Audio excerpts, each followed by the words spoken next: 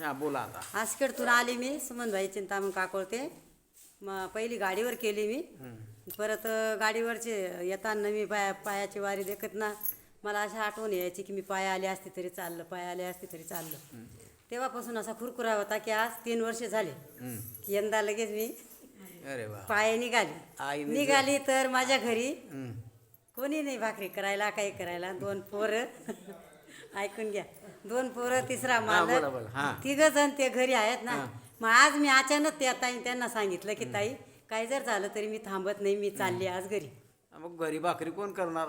घरी चालल्यावर त्यांनी काय केलं, गाडीवालांनी मला बसून घेतलं आणि या गावात उतारलं. आम्ही सोडायला कुठे होतं, अक्कलकोवाला सोडायचं होतं. त्यांनी मला सोडलं आणि माझी फसगत झाली. मग तुम्ही मिळाले, मला मिळाले ना, तुम्ही मिळाले. मग तुम्हीच मला म्हणले माताजी कुठे चालले? मग तुम्ही कधी आश्रम शोधत आहे. मग आश्रम शोधत आहे सांगितलं लगेच. तुम्ही म्हणे मीच आहे आश्रममध्ये जाणारा, चला म्हणे तुम्हाला घेऊन जातो म्हणे. मग तुम्ही ह्या दुकानात गेले, त्या दुकानात गेले. मग ते खरं काय सांगतात मला काही खरं म्हणते बरं का मी. मग तुम्ही काय म्हणे नाव वाचून घ्या गाडीवर. मग तर मला वाचता येत नाही. झालं माझं. हा अनुभव होता मला आज. अशी अरे वा, सोडी चालणं होतं ना. नर्मदा मैयाने पुढे जाऊ दिले नाही, परत पाठवलं.